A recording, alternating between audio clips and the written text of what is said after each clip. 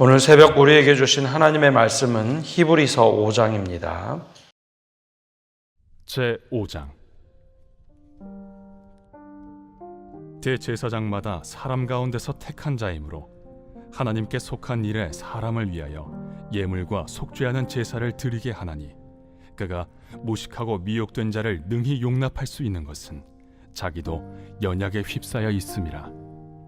그러므로 백성을 위하여 속죄제를 드림과 같이 또한 자신을 위하여도 드리는 것이 마땅하니라. 이 존귀는 아무도 스스로 취하지 못하고 오직 아론과 같이 하나님의 부르심을 받은 자라야 할 것이니라. 또한 이와 같이 그리스도께서 대제사장 되심도 스스로 영광을 취하심이 아니요 오직 말씀하신 이가 그에게 이르시되, 너는 내 아들이니 내가 오늘 너를 낳았다. 또한 이와 같이 다른 데서 말씀하시되, 내가 영원히 멜기세덱의 반차를 따르는 제사장이라. 그는 육체에 계실 때 자기를 죽음에서 능히 구원하실 이에게 심한 통곡과 눈물로 간구와 소원을 올렸고 그의 경건하심으로 말미암아 들으심을 얻었느니라. 그가 아들이시면서도 받으신 고난으로 순종함을 배워서 온전하게 되셨은즉 자기에게 순종하는 모든 자에게 영원한 구원의 근원이 되시고 하나님께 멜기세덱의 반차를 따른 대제사장이라 칭하심을 받으셨느니라. 멜기세덱에 관하여는 우리가 할 말이 많으나 너희가 듣는 것이 둔함으로 설명하기 어려우니라. 때가 오래되었으므로 너희가 마땅히 선생이 되었을 터인데, 너희가 다시 하나님의 말씀의 초보에 대하여 누구에게서 가르침을 받아야 할 처지이니 단단한 음식은 못 먹고 젖이나 먹어야 할 자가 되었도다. 이는 젖을 먹는 자마다 어린아이니 의의 말씀을 경험하지 못한 자요, 단단한 음식은 장성한 자의 것이니 그들은 지각을 사용함으로 연단을 받아 선악을 분별하는 자들이니라. 오늘 새벽에도 하나님의 은혜와 평강이 함께 하시기를 축복합니다. 히브리서 말씀이 이제 쉬운 것 같으면서도 좀 어려운 것은 그 유대인을 위해서 쓴 말씀이기 때문입니다. 즉 유대인의 삶에 녹아져 있는 유대교의 전통을 익숙하게 알고 있었기 때문에 히브리 기자는 유대교에서 이제 기독교로, 즉 예수를 믿는 신앙을 교리적으로 이야기하다 보니 좀 어려운 것들이 있죠. 이 3장부터 5장까지 쭉 이어지는 이야기를 핵심만 딱 보면 제일 먼저 예수를 깊이 생각하라. 예수님이 어떤 삶을 사셨는지 그것을 생각하고, 그 다음에 그 예수님께 순종하는 삶, 4장에서 이야기를 하죠. 예수님의 말씀을 듣고 순종하는 삶. 그리고 그래서 결과적으로 안식에 나아가라. 즉 영원한 생명을 얻어라. 요한복음에서는 영원한 생명을 이야기하고, 공간복음에서는 하나님의 나라, 즉 천국을 이야기합니다. 그래서 예수를 깊이 생각하고 순종하고 안식에 나아가라. 근데 이렇게만 이야기하면 예수님을 이야기하긴 하지만 유대교의 이제 전통적인 방식이 있습니다. 유대교는 구약 성경을 기초로 하는데 하나님의 말씀이라는 율법을 잘 지켜 행하면 구원을 얻는 거죠. 그렇죠? 우리도 그렇게 생각을 하죠. 하나님의 말씀을 잘 지켜 따라서 잘 지켜 행한다면 우리가 구원에 이르는데 별 문제가 없지 않는가, 즉 안식에 들어갈 수 있지 않는가라는 생각을 하게 됩니다. 그래서 4장 앞에서 강조했듯이 우리가 하나님 말씀을 잘 순종하고 스스로 열심히 믿고 그러면 구원의 길을 완주할 수 있는 것 아닌가라는 생각처럼 들립니다. 근데 거기서 한 가지 문제가 있는데, 혼자 성경 읽고 예배하고 말씀을 잘 지켜 행하면 구원받는다면 굳이 그리스도를 믿을 필요가 있을까라는 거죠. 굳이 예수 그리스도를 믿을 필요가 있을까? 성경을 통해서 우리가 말씀 보면 되는데, 그래서 사도 바울은 한 가지 더, 이 히브리 기자는 한 가지 더 이야기하는데, 우리가 하나님 앞에 그냥 나아갈 수 있는 것이 아니라 유대교에서는 직접 예배를 드리지 않고 꼭 제사장을 통해서 하나님께 예배를 드립니다. 하나님께 예배를 드릴 때 제사장이 있다는 거죠. 이 제사장, 특별히 이제 대제사장이 하는 역할은 중보의 역할입니다. 하나님께 나아가는데 그냥 우리가 나가는 것이 아니라 중보자를 통해서 나가는 거죠. 그래서 어제 제가 짧게 말씀을 드렸지만 5장 말씀에 대제사장 이야기가 나오긴 하지만 실제로는 그 바로 앞에 4장 14절부터 이 대제사장, 큰 대제사장이신 예수님에 대해서 소개를 하고 있습니다. 그래서 이 말씀을 볼 때 차라리 5장을 1절부터 나누는 게 아니라 4장 14절부터 5장이라는 걸 나눴으면 훨씬 더 좀 이해하기가 쉽지 않았을까라는 생각이 됩니다. 그러면 대제사장은 어떤 일을 하시는가? 4장 14절부터 16절까지 보면 이렇게 말을 하고 있습니다. 그러므로 우리에게 큰 대제사장이 계시니 승천하신 이 곧 하나님의 아들 예수시라. 우리가 믿는 도리를 굳게 잡을지어다. 우리에게 있는 대제사장은 우리의 연약함을 동정하지 못하실 리가 아니요 모든 일에 우리와 똑같이 시험을 받으신 이로되 죄는 없으시니라. 그러므로 우리는 긍휼하심을 받고 때를 따라 돕는 은혜를 얻기 위하여 은혜의 보좌 앞에 담대히 나갈 것이니라. 예수님을 이제 대제사장으로 소개하고 있죠. 그런데 이 대제사장은 그냥 우리와 똑같은 사람의 대제사장이 아니라 하늘로 승천하신 분 예수 그리스도라라고 우리에게 소개를 하고 있습니다. 그러니까 히브리인들에게 예배는 꼭 대제사장을 통해서 예배를 드려야 하는데 그 대제사장이 바로 하나님의 아들 예수 그리스도라라는 겁니다. 그래서 그 믿는 도리를 우리가 꼭 굳게 붙잡자. 그러면 그 대제사장이신 예수님이 일반 사람들과 다른 게 뭐냐? 우리와 똑같은 모습으로 오셨는데 그래서 우리의 모든 연약함을 공감하신다라는 겁니다. 그러면 사람으로 예수님 오셨기 때문에 배신도 경험해보고 좌절도 경험해보고 또 때로는 고난도 경험해보고 배고픔도 경험해보고 사람이 경험할 수 있는 모든 일을 경험해 보셨기 때문에 우리가 하나님께 막 부르짖고 하나님께 예배하는 모든 모습을 주님은 너무나 잘 아신다는 겁니다. 우리의 연약함을 예전에는 이제 체휼하신다라고 했는데 체휼이 공감하다. 그냥 공감도 아니고 똑같은 것을 경험해 봤기 때문에 깊이 알고 있다. 그걸 이제 체휼하다라고 예전에는 번역을 했는데 개정 성경에서는 동정하지 못하실 리가 아니오라고 하는데 동정이란 말의 더 깊은 의미는 공감하다라는 겁니다. 우리의 모든 연약함을 공감하시는 분. 근데 우리와 똑같이 시험을 받지만 죄는 없다라는 것은 유혹을 받았지만 그 유혹에 넘어가지 않고 죄에 빠지지 않으신 분이다라는 거죠. 그래서 죄의 시험을 능히 이기신 바로 예수님이 우리의 모든 것을 아신다라는 고백입니다. 그래서 우리가 그냥 하나님 앞에 나가는 것이 아니라 때를 따라서 하나님 앞에 나갈 수 있는 것은 그분의 은혜로 말미암아 하나님 앞에 나갈 수 있다라는 거죠. 그래서 이 구약 성경에 예배에 대해서 잘 알아야지 사실 이 말씀이 이해가 됩니다. 구약 예배에서 성전 예배는 욤키푸르라고 하는 대속죄일에 대제사장이 지성소에를 들어갑니다. 다른 제사는 그냥 제사장들이 속죄제, 속건제, 번제, 소제, 화목제 이것은 그냥 성소까지만 들어가지만 대속죄일이라고 하는 욤키푸르가 되면은 지성소 안으로 휘장을 열어서 들어갑니다. 그곳에는 시온자, 즉 하나님의 법궤가 있고 법궤 뚜껑 위에 있는 그곳을 이제 시온자라고 하는데 거긴 두 그룹, 이제 천사들이 이렇게 날개를 활짝 펴고 있죠. 그래서 그 앞에 나가서 하나님께 대속죄일에 속죄제를 드립니다. 그래서 모든 사람의 죄를 대신해서 대제사장이 그 앞에 나오죠.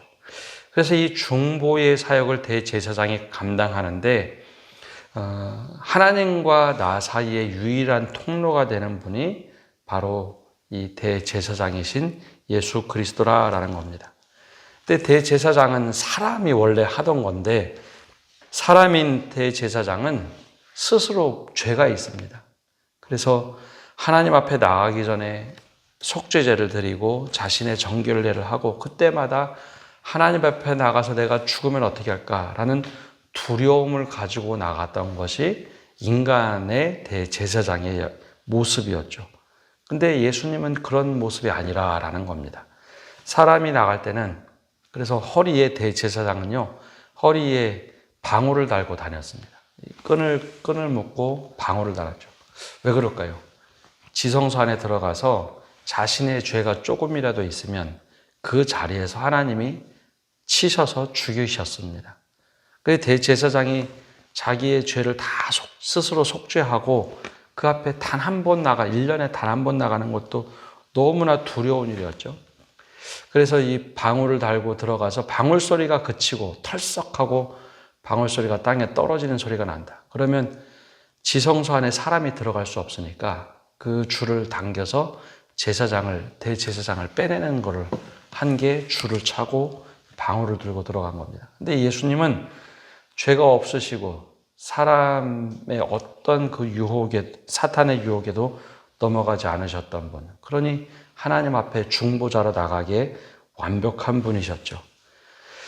그래서 이 예수님을 우리는 중보자라고 합니다. 유일한 중보자 예수 그리스도. 그래서 우리의 죄를 대신해서 하나님 앞에 나아가는 대제사장의 역할을 하신 겁니다.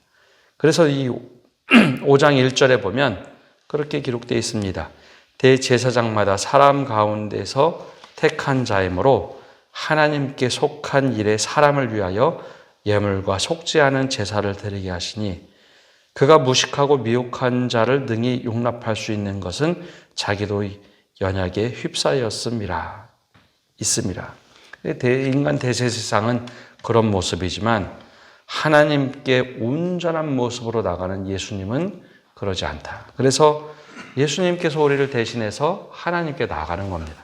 우리가 기도를 할 때 늘 말씀드리지만 기도 마지막에 뭐라고 기도하나요?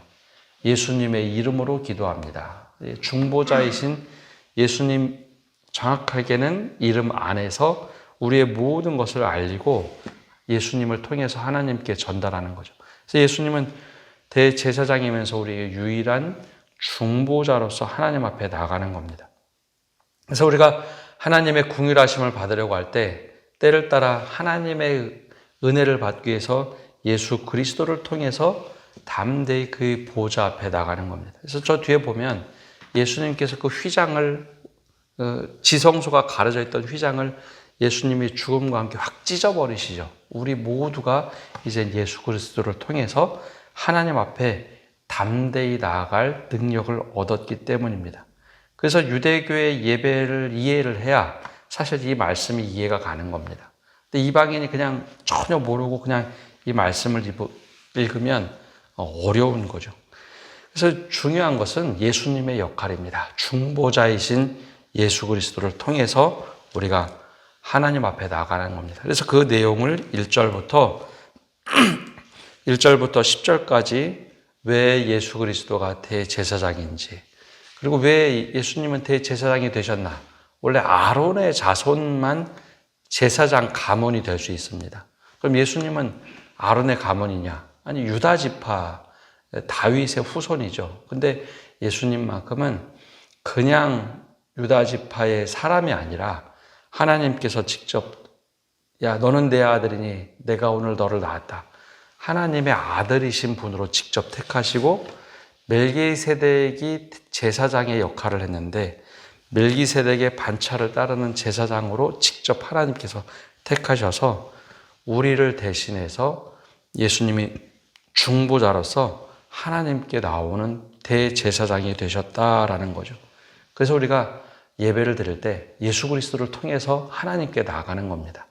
예수 그리스도를 통해서 기도하고 예수님을 통해서 나아가는 거죠. 그래서 자주 말씀드렸듯이 우리는 삼위일체 하나님을 믿습니다. 예수님을 믿음을 통해서 죄사함을 받고 그래서 그 은혜로 하나님께 나아가는 담대한 믿음을 갖는 거죠.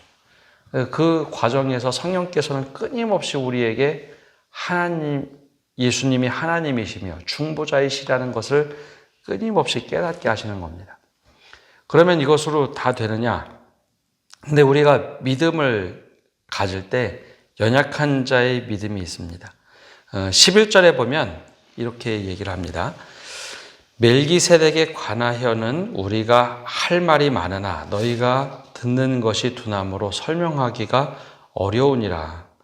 때가 오래되었으므로 너희가 마땅히 선생이 되었을 터인데 너희가 다시 하나님의 말씀의 초보에 대하여 누구에게서 가르침을 받아야 할 처지이니 단단한 음식은 못 먹고 젖이나 먹어야 할 자가 되었도다. 처음에 이제 이 말을 하고 있는 이유는 여러분 유대인들은 구약 성경에 대해서 굉장히 능통한 사람들이 많았습니다. 이 시대에는 바리새인도 있었고 제사장 가문인 사독 계열의 사람들도 사두개인도 있었고 그래서 말씀에 되게 깊이 알고 있는데 예수 그리스도를 믿으면서 예수님이 해석하신 말씀들, 즉 복음서의 말씀을 보면 예수님께서 가르치시면 바리새인들보다 훨씬 더 뛰어나서 사람들이 깜짝깜짝 놀라는 해석의 말씀들이 있었죠. 근데 그 말씀에 대해서는 굉장히 유대인들이 초보가 된 겁니다. 원래는 잘 알고 있었는데 그러다 보니 예수님의 가르침에 그 말씀을 받기 위해서 사도들의 가르침이 필요했고 그러다 보니 단단한 구약의 말씀을 먹지를 못하고 소화를 못했던 거죠. 그래서 이걸 보고 베드로도 우리에게 신령한 젖을 사모하라. 즉 사도들의 가르침이나 목회자의 설교를 통해서 믿음의 연약함을 점점 강화시켜서 성숙한 믿음을 가져야 된다라고 하는데 바로 그 말씀을 하고 있는 겁니다. 그래서 13절과 14절에 이렇게 말합니다. 이는 젖을 먹는 자마다 어린아이니 의의 말씀을 경험하지 못한 자요. 단단한 음식은 장성한 자의 것이니 그들은 지각을 사용함으로 연단을 받아 선악을 분별하는 자들이니라. 처음에는 젖을 베드로 사도의 말씀처럼 신령한 젖을 사모해서 우리가 이 성경 말씀을 받고 의의 말씀을 점점 경험해서 성장하는 어른과 같은 단단한 음식, 즉 성경 말씀을 읽으면서 우리에게 오늘 나에게 주시는 말씀이 무엇인가 거기까지 잘할 수 있어야 된다. 그래서 어떤 연단을 받더라도 흔들리지 않고 선악을 분별하는 자로 성장해야 된다라는 것을 애들로 말씀하고 있습니다. 그래서 이 히브리서 3장부터 5장까지 다시 말씀드리면 예수 그리스도를 제발 좀 깊이 생각하라라고 권면합니다. 예수님이 어떤 말씀을 하시고 어떻게 사셨는지 그러면서 그 말씀을 통해서 우리가 오늘 그 말씀에 순종하는 삶이 되어라. 이게 많이 듣기는 듣는 것 같은데 귀가 잘 들리지 않아서 혹은 내가 제대로 믿지 못해서 이스라엘 백성들이 출애굽을 할 때 불순종의 모습으로 살았던 그 모습 말고 하나님과 동행하면서도 끊임없이 불순종으로 살았던 그 불신앙 말고 정말 오늘 나에게 하시는 말씀을 듣고 순종하며 살아라.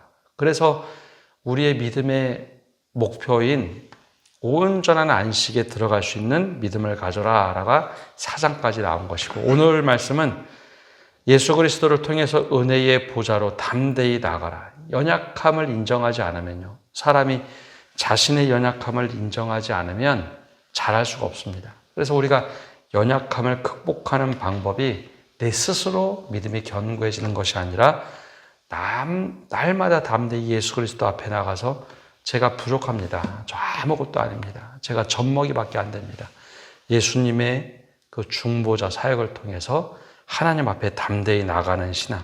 그래서 어린아이와 같은 신앙에 머물러 있는 것이 아니라 성장하기를 포기하지 않되 주님 제가 연약해서 아무것도 할 수가 없습니다. 그러면 예수님께서 우리를 하나님 앞으로 담대히 나갈 수 있는 믿음을 주신다. 그게 바로 이제 오늘 대제사장 예수 그리스도가 하나님 앞에 나아가는 신앙을 갖도록 하시는 말씀입니다. 그러니 우리가 서 있는 줄 알고 생각하고 다 이렇게 하는데 라는 신앙이 결코 좋은 신앙이 아니라는 거죠.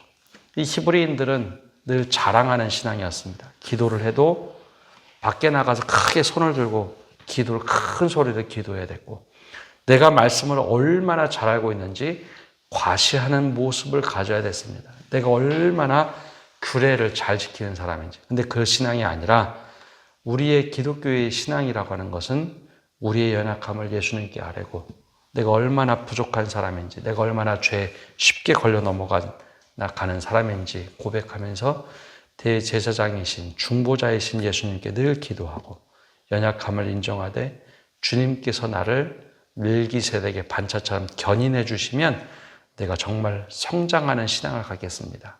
그 고백을 가지고 살아가라는 게 오늘 말씀의 도전입니다. 그래서 우리가 예수님 앞에 나아갈 뿐만 아니라 예수님께 우리의 연약함을 다 고백하고 믿음 생활하시는 성도 여러분 되시기를 간절히 바랍니다. 기도하겠습니다. 하나님, 오늘도 저희가 주님 앞에 나와서 말씀을 듣고 나갑니다. 주님, 우리의 믿음이 얼마나 연약한지 주님을 더 깊이 생각하게 하시고 주님을 인정하게 하시고 우리 불신앙의 모습에서 온전한 순종의 신앙으로 우리를 변화시켜 주시옵소서. 그래 영원한 안식에 들어갈 수 있는 저희가 되게 하시되 하나님, 우리의 연약함을 우리 고백하게 하시고 대제사장이신 중보자이신 예수님을 통해서 하나님 앞에 담대히 나가고 하나님께 기도할 수 있는 저희가 되게 하여 주시옵소서.